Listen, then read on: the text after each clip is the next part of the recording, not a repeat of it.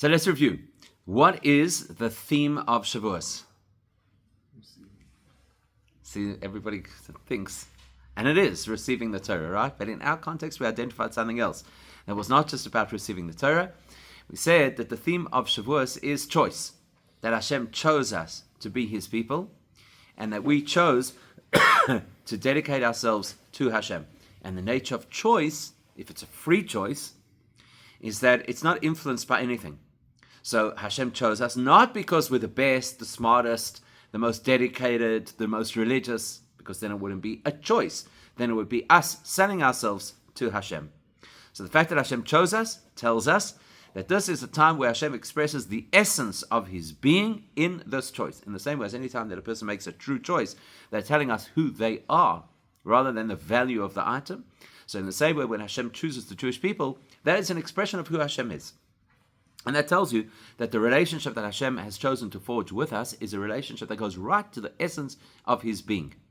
And as a result of that, reciprocally, we dedicate ourselves to Hashem. Not because you're going to have a better life when you observe Judaism, even though that might be true, but because we choose Hashem. In fact, here's a nice illustration of this point. I'm sure you recall the Torah uses this expression. It's actually Moshe speaking to the Jewish people in Hashem's name. And Moshe says to the Jewish people, Re'ei, look, nasati lefanecha hayom, I've given you today, I've given you choices. What are the choices? So he goes on to say later, that the choices are, Hachayim v'hamoves nasati lefanecha. I've given you the choice between life and, God forbid, the opposite of life. And I've given you the choice between good and the opposite of good. And then Moshe says, Uvocharta b'chaim. You should choose life. And it's a well-known phrase in the Torah. Choose life. Yeah? Choose life. Now, let's be honest. What kind of a Meshuggah won't choose life? If those are the options, if the options are Chaim, life, and Toiv, goodness, or, God forbid, the opposite, who wants the opposite? When last did you hear somebody say, listen here, I'm going to choose the bad? People can lapse, they can make bad decisions. But nobody consciously says, I want to choose something which is self-destructive. So why does the Torah have to tell me, that you have to choose life? But the truth is, now based on what we've been learning, that actually makes a lot of sense. Because what Moshe is telling the Jewish people is two things. First thing he's telling them is, let me explain to you how life works. There is good in this life and there's bad in this life. There is life itself and there are things that take life from a person. Now I know that if you understand this and you understand which things are good, in other words, good for you, which things are going to enhance your life, which things are going to make your life meaningful, which things are going to give you a better quality of life. And then I tell you that the other things that, God forbid, are going to do the opposite. You're going to choose the things that are healthier, that are better for your life. Obviously. Why? Because it's logical. Makes sense. It makes sense that if something is good for you, you should choose it. So Moshe says, that's true. That's all very true. But that should not be your motivation for choosing life. So now you read the sentence like this. It says, I'm giving you the choices between good and evil. I'm giving you the choice between life and, God forbid, death. I'm giving you those choices. Uvocharta b'chaim. The reason that you opt for life should not be because it's a better version of what you're going to experience. It's not because it's a better offer, but rather uvocharta, because it should be what you choose. In other words, your dedication to what is right should not be based on what you're getting out of it. It should be based on making a choice. In other words, it should be based on, this is who I am, not what's in it for me. Big difference. So a great example of this, the Rambam writes similar language. The Rambam speaks about reward and punishment. Now, of course, he makes the point that as Jewish people, we believe very strongly that there is a system of reward and punishment. There is. In fact, he goes so far as to say, if there weren't such a system, life would not be fair. You have to be able to get some value out of what you do. So therefore, it's possible that people will choose a path in life based on a return on investment attitude. It's worth it for me. It's worth it.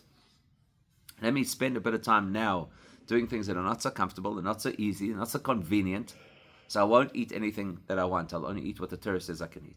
And I won't work on a Shabbos, even though it's not convenient for me. because I'm in retail or whatever. So I'll take off a Shabbos. And I'll get up every morning and come to the shiur when it's dark outside, and I'll daven with the minyan and all these things. They're highly inconvenient, but it's worth it. It's worth it. You know why it's worth it? Because Hashem promises me a whole lot of bracha. So we've got a deal going over here. I'll invest some of my time, energy, and effort in what Hashem wants, and Hashem will invest in me, and He'll give me some of the brachas of what I need. Is that valid? Of course it's valid. Says the Rambam, that's not why a person should do the things that they do. It shouldn't be motivated by the promise of reward. So what does he say should your attitude be? So that's how the Rambam puts it. You should choose to do oise es ha'emes mipnei shehu emes. You should choose to do what is true, what is correct, because it is true and correct. And then and then Hashem will decide if He's going to reward you as well. But that shouldn't be your motivation. Your motivation should be to do what's right. So likewise, Moshe tells the Jewish people, I'm going to tell you what's good, I'm going to tell you what's not so good. But your motivation should be that you should choose life. Because choice is not about the value of the proposition. Choice is about my personal taste or my personal investment, or at the highest level, choice is about an expression of the core of my soul. That's why I'm choosing this way, because this is who I am. So the holiday of Shavuos is the holiday of choice. That's where Hashem chooses the Jewish people, not because we sold Him on our dedication, but rather because He wants us. And He wants us because He wants us. And likewise, we chose to dedicate ourselves to Hashem and to His Torah, not because we calculated the value of what this relationship would bring us, but rather because it comes from the essence of our being. With that in mind, we can now understand why Shavuos is unlike the other two major pilgrimage holidays in that it's only 1 day long. Now, how do you say, what's the connection, right? What's the connection? So you've got to go about this the other way around, which is, let's first look at the other Yom Tovs and work out why they're 7 days long. It's obviously a reason. It's not accidental. So once we understand why Pesach and Sukkot are 7 days long, then we'll understand why Shavuos is 1 day long. So Pesach and Sukkot, obviously, if you've got a 1 week holiday, then that means that you experience every day of the week in the context of that holiday, right? That makes sense, obviously, because it's a 1 week holiday. So obviously you're going to have every day of the week incorporated into that holiday. Why is that significant? Because every day of the week is designed to represent something about the human soul. It's very interesting that Hashem chose to have a 7-day week. You know, I know some people who would prefer to have a 5-day week, and there's some people who would prefer to have a 10-day week. 10 is an easier number to work with generally, right? If you want to have cycles and whatever, because 10 works better than 7. Why did Hashem choose to have a 7-day week? Because the way that Hashem designed the neshama is that it has 10 facets to it. Out of those 10 facets, 3 of them are what we call the intellectual makeup of a person, Chokhmah, Bina, and Da'as. And 7 of them are what we call the emotional makeup of a person, Chesed, Gevura, Tiferes, Netzach, Hod, Yesod, and Malchus, which are the main archetypes of human character. So every day of the week is related to a specific type of emotional energy that is the dominant energy of that day of the week. And that's why very often in our own experience, without even realizing it, we'll see that there is a tinge or a flavor of that particular, what we call midah, on that particular day of the week. For example, Sunday is associated with chesed. Chesed is a very gentle energy. So Sunday, for most people, is a very gentle day. You know, there's no major demands, unless you live in Israel. There's no major demands on a Sunday. It's a more gentle day.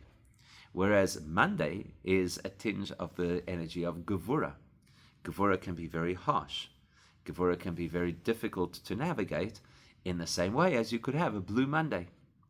That very often the feeling that a person has around a Monday is a little bit more of an overwhelming feeling, or a feeling where things are kind of burdensome. And so it goes through the days of the week. Therefore, what that's teaching us is if a Yom Tov extends over 7 days, the objective of that Yom Tov is to take whatever the energy of the Yom Tov is about. Let's say Pesach, because it's easy. Pesach is about liberation, it's about breaking free, it's about not being caught in our history or in the negative voices in our head that are like the Pharaoh voices. That's what Pesach is all about. Now, you could have a very generic version of Pesach, which is Festival of our Liberation. Baruch Hashem. We're free. Everything's great. And then you could walk out at the end of the Pesach and say, that was nice while it lasted, but I don't necessarily feel any different to how I felt before. So the design of Pesach is that it goes through the 7 days of the week to allow us an opportunity and to give us a challenge that each day of Pesach we should be focusing on what does the Pesach message mean in this particular context of my character. So on the first day of Pesach, I should be focused on what does Pesach mean to the chesed part of my personality. Now naturally, when a person hears the word chesed, and naturally when a person translates chesed as kindness, we assume that chesed is obviously really positive. So why do I need a Pesach in my chesed personality? Chesed, kindness, is good, right? Surely it's good. But when you start to analyze, you learn that it's not as simple as that. Because, number one, chesed doesn't only mean kindness. Chesed also means tolerance. Chesed also means being gentle. And sometimes to be gentle and tolerant is not a healthy thing. For example, if I'm tolerant of bad behavior, let's say that there's a person who disrespects another person. So if the victim of the disrespect is a very dominant chesed person, they'll allow it to continue. They'll allow themselves to be abused. So it's not necessarily a good thing to be chesed. It's not always good. I'll give you a more radical example. God forbid somebody has to go to an oncologist, and the oncologist is a chesed person. Says, listen, we don't want to take any aggressive treatment over here because we don't want you to have a rough time. And then the oncologist tells the patient that they should do some kind of, soft intervention. Chesed is very nice, but it might not save the person's life in that context. So when we're going to talk about Pesach and how Pesach is about breaking out of our constraints, you might realize that chesed has constraints. Could be that I don't know how to say no. Could be that I don't know how to be disciplined. Or alternatively, could be that my chesed is limited in the sense that I know that I'm a good person, I know that I'm a kind person, and I therefore behave in a particular way. And zehu, don't push me to do any more than that. I give my tzedakah, I help out some people who I know, and I don't want to have to walk around with expectations or to be subjected to guilt that I'm not doing more than that. So to break free would be what? To break free would be to push ourselves to do more chesed, where perhaps it's not so comfortable. And so it would go through the 7 days of Pesach, and so we go through the 7 days of Sukkot. What's really fascinating about Pesach is we don't stop at 7 days.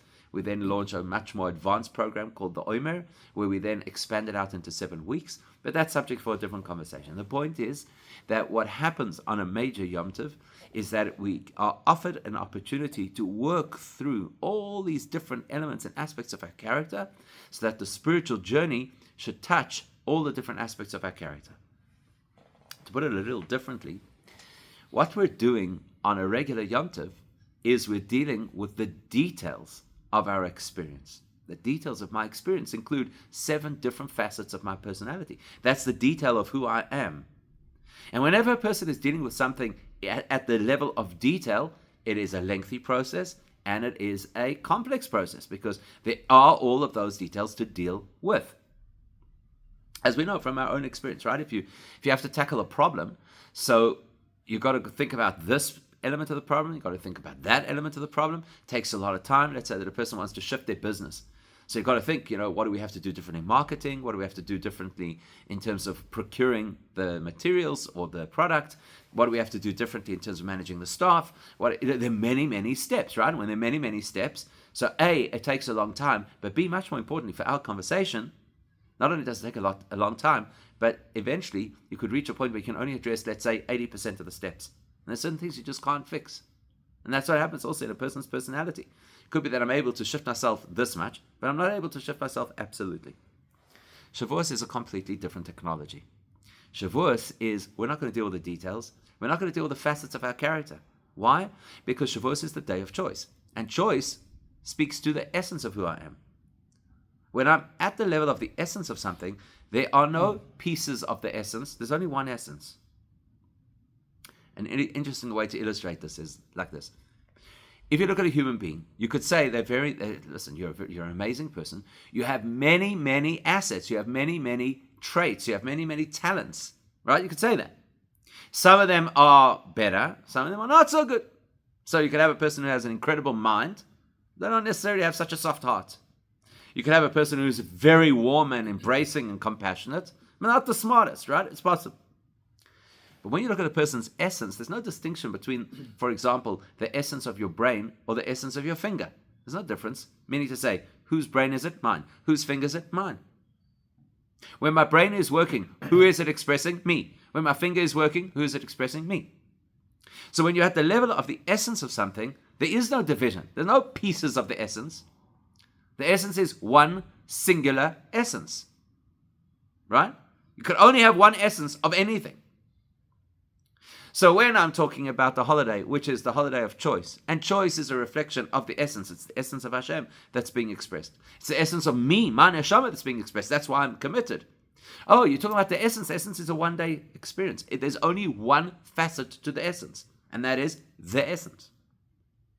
It's not the essence plus, you know that story of the guy who he's a pauper, and he has to go knocking door to door every day to panhandle to be able to live. So he says, one day I'm going to make a lot of money, and when I make a lot of money, I'm going to be richer than Rothschild. So they say, what do you mean? How are you going to be richer than Rothschild? He says, because I'm going to make all the money that Rothschild has, and I'm still going to go knock on doors for extra. So that would be like a person who doesn't understand that you can't add to the essence. Like the essence is something so massive, it's so absolute, that anything you're going to say over and above doesn't make any sense. So the essence of our relationship with Hashem is one point. What's the one point of our relationship with Hashem? We are one. That's it, we are one. That's the bottom line. Hashem chose us, we chose him. We are one entity. The holiday of Shavuos represents that. Therefore, the holiday of Shavuos is not about getting down into the details of this part of my personality and that part of my personality. I'm talking about a far deeper level of where I am, how I exist at my core. At my core, there aren't all the pieces of the puzzle. So therefore, it is a one-day Yom Tov. Now that we understand that Shavuos is a one-day Yom Tov because it expresses the essence. And because we've said, what is the nature of the essence? It's not convinced by, right? It's not influenced by. When Hashem chooses us, it's not because we did a good job of selling ourselves. It's because this is what Hashem wants. And because we've learned that when a person makes a choice, that choice could be whatever they want. That's the critical thing about choice, right? The critical thing about choice is if it's my choice, then I can choose anything, right? If you're telling me what I cannot choose, it's no longer my choice. If you're telling me it doesn't make sense to choose that particular thing, it's no longer my choice, right? Does that make sense? If you're limiting my choice, then you're telling me it's not my choice. You're telling me it's not a free choice. Or if you're telling me I can only choose within this range, then I don't have a free choice.